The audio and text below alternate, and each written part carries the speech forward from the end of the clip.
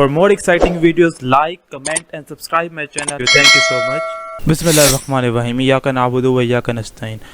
आज की वीडियो का हमारा टॉपिक है डाटा स्ट्रक्चर्स एंड एल्गोरिथम्स होते क्या हैं। सबसे पहले आपको ये समझना चाहिए कि डाटा स्ट्रक्चर्स को हम यूज़ ही करते हैं। हम इसमें ये भी देखेंगे इसके एडवांटेजेस क्या होते हैं और हम इसको अपनी प्रोग्रामिंग के अंदर, कोडिंग के अंदर कहाँ पर यूज़ करते हैं और ये क्यों ज़रूरी होते हैं। सबसे पहले हम देख लेते हैं कि एल्गोरिथम्स क्या होता है। एल्गोरिथम्स ये होते हैं कि अगर आप किसी रेस्टोरेंट में जाएँ, आपको एक मेन्यू दिया जाता है और मेन्यू को आपको कहा जाता है तो आप अपने कोई फूड फाइंड आउट करना है तो आप ऊपर से नीचे लेकर सारा अपना फूड, कोई भी आपने फूड है वो फाइंड आउट करते हैं। आपको सारा मेन्यू ऊपर से नीचे देखना पड़ता है।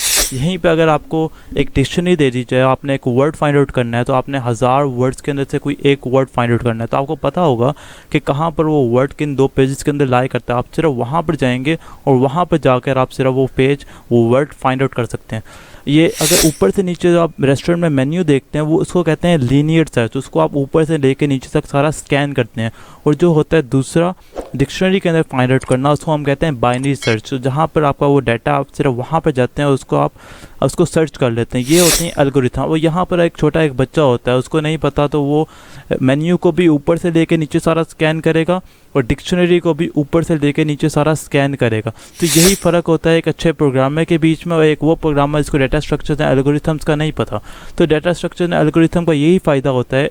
एक अच्छा प्रोग्रामर और एक दूसरा प्रोग्रामर, एक अच्छे प्रोग्रामर को ये चीज़ पता होती है कि ये डाटा स्ट्रक्चर जो होता है ये कहाँ पर और किस जगह पर मैंने ये वाला डाटा स्ट्रक्चर यूज़ करना है। और जिस प्रोग्रामर को नहीं पता, वो उसको नहीं पता कि ये वाले डाटा स्ट्रक्चर, ये वाले डाटा के लिए, ये वाली इन्फॉर्मेशन के लिए मैंने कौन सा डाटा स्ट्रक्चर, कौन सा कंटेनर मैंने यूज़ करना है। तो ये बहुत ज़रूरी है कि अगर आपको पता है कि कौन सा डाटा स्ट्रक्चर कहाँ पर अप्लाई करना है तो आप वहाँ पर वो वाला स्पेसिफिक, वही वाला डाटा स्ट्रक्चर्स अप्लाई करेंगे और आपका वो बहुत अच्छे तरीके से काम हो जाएगा। अब देख लेते हैं कि डाटा स्ट्रक्चर्स क्या होते हैं। डाटा स्ट्रक्चर्स ये होते हैं कि अगर आपने कोई व्हाट्सएप बनाना है तो व्हाट्सएप बनाने के लिए आप ये चाहते हैं कि यहाँ पर जो आप पहला मैसेज सेंड करें वो सबसे पहले जाए और दूसरा मैसेज उसके बाद जाए और तीसरा मैसेज उसके बाद जाए।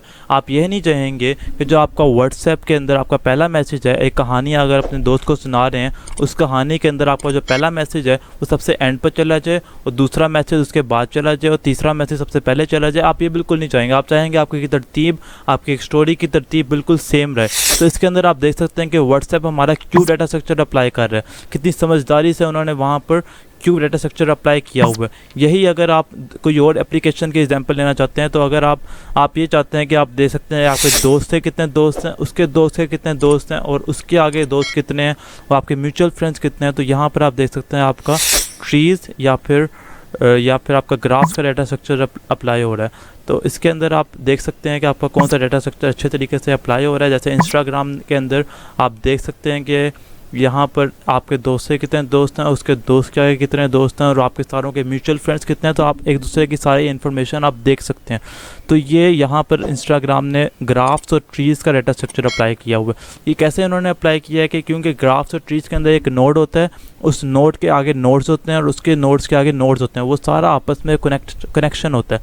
तब आप एक नोड के साथ कनेक्ट करते हैं तो आपको एक नोड के बदले में आगे सारी इन्फॉर्मेशन आपको मिल जाती है। तो इस तरीके से इंस्टाग्राम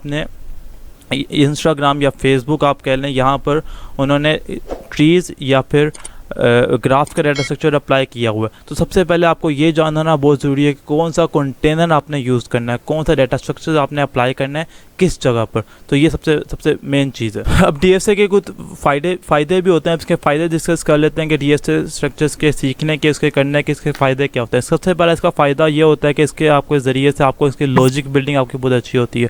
आपकी प्रॉब्लम सॉल्विंग स्किल्स बहुत इन्हेंस होती है। लाइक फॉर एग्जांपल अगर आपको कोई कोड देता है, आपको कोई क्वेश्चन देता है सोल्व करने के लिए, तो आपको पता है कि इस तरह की इन्फॉर्मेशन को स्टोर करने के लिए मैंने कौन सा डाटा स्ट्रक्चर अप्लाई करना है। तो आप डायरेक्ट उस डाटा स्ट्रक्चर के ऊपर जाएंगे, उसको आप अप्लाई करेंगे, आपका काम हो जाएगा।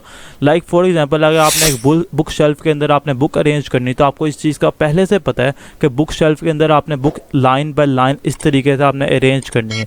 लेकिन वहीं पर अगर आप प्लेट्स की एग्जाम्पल लें तो आपने प्लेट्स को आपने प्लेट में आपने अरेंज करना है, तो आप उसको 1 बाय 1 ऊपर नीचे करके आप अरेंज करेंगे, इसको आप लाइक अ स्टैक अरेंज करेंगे। तो आपको इस चीज़ का पहले से पता है कि आपको बुक को कैसे अरेंज करना है और प्लेट्स को कैसे अरेंज करना है। तो दोनों की अरेंजमेंट्स के अंदर फ़र्क है। अगर आप प्लेट को इस तरीके के साथ अरेंज करें बगैर किसी सपोर्ट के, तो आप उसको देखेंगे, आप प्लेट्स आपकी टूट जाएंगी। तो आपको इस चीज़ का बहुत अच्छे तरीके से इल्म होना चाहिए, किस तरीके से आपने कौन सा डाटा स्ट्रक्चर, कौन सी इन्फॉर्मेशन स्टोर करवाने के लिए कौन सा कंटेनर आपने बेस्ट होगा आपके लिए यूज़ करने के लिए। तो ये इसकी इन्फॉर्मेशन आपके लिए आपके पास होना बहुत ज़रूरी है। दूसरा सबसे बड़ा डीएसए का फ़ायदा ये होता है कि आप एक ऑप्टिमाइज कोड लिख सकते हैं, मतलब वो वाला कोड जो सबसे कम टाइम ले एग्जीक्यूट होने के अंदर। इसकी सबसे बड़ी एग्जांपल ये हो सकती है, अगर आप कोई वेबसाइट खोलते हैं या कोई ऐप खोलते हैं तो आप उसमें ये नहीं चाहते कि इसके अंदर ये वेबसाइट है ये बफर करती है, आप ये चाहते हैं कि जल्दी से एग्जीक्यूट करे और आपका जल्दी से जल्दी काम हो सके उसके ज़रिए। तो ये हर टेक्नोलॉजी को इस तरीके से लिखा जाता है कि आपका जो कोड है वो जल्दी से जल्दी ऑप्टिमाइज होता है। इसलिए डाटा स्ट्रक्चर एंड एल्गोरिथम के अंदर टाइम कम्प्लेक्सिटी पर बड़ा जोर दिया जाता है कि आप जो भी आप चीज़ लिखें, या आप ऐप डेवलपमेंट करते हैं या आप वेब डेवलपमेंट करते हैं, तो उसको अंदर जो भी आप करते हैं उसके अंदर आपको डीएसए का आना बहुत ज़रूरी है। उसके ज़रिए से आप अपने कोड को ऑप्टिमाइज़ करते हैं, उसके ज़रिए से आपकी वेबसाइट या आपकी ऐप ज़्यादा अच्छे तरीके से वो वर्क कर सकती है। और दूसरा सबसे बड़ा ये फ़ायदा होता है डाटा स्ट्रक्चर्स का कि आप अगर कोई जॉब लेने जाते हैं या आप कोई बड़ा स्केलेबल सिस्टम बनाना चाहते हैं, तो उसके अंदर आपको ये नहीं सोचना कि आपका लिंक लिस्ट क्या करती है, आपकी स्टैक क्या करती है, आपकी क्यूब क्या करती है। आपको ये चीज़ बिल्कुल नहीं सोचनी है, आपने एग्जीक्यूशन की तरफ जाना है, आपने इसको कोड को लिखना है, एग्जीक्यूट करना है। जब इसको एग्जीक्यूट आप अच्छे तरीके से कर सकेंगे तो आपको पता आपका कोड बहुत अच्छे तरीके से रन होगा और बहुत अच्छे तरीके से आपका कोड ऑप्टिमाइज होगा। और एक अच्छे डाटा स्ट्रक्चर्स की, एक अच्छे प्रोग्रामर की निशानी ये होती है कि वो उस इंफॉर्मेशन को वहाँ ही स्टोर करता है जिस डाटा स्ट्रक्चर के लिए वो बनी है।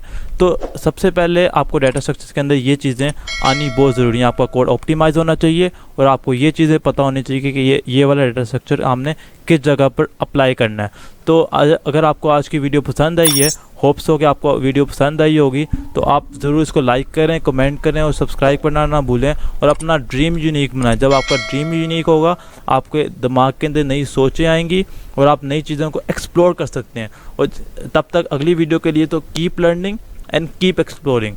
थैंक यू सो मच, शुक्रिया। For more exciting videos, like, comment and subscribe my channel. Thank you so much.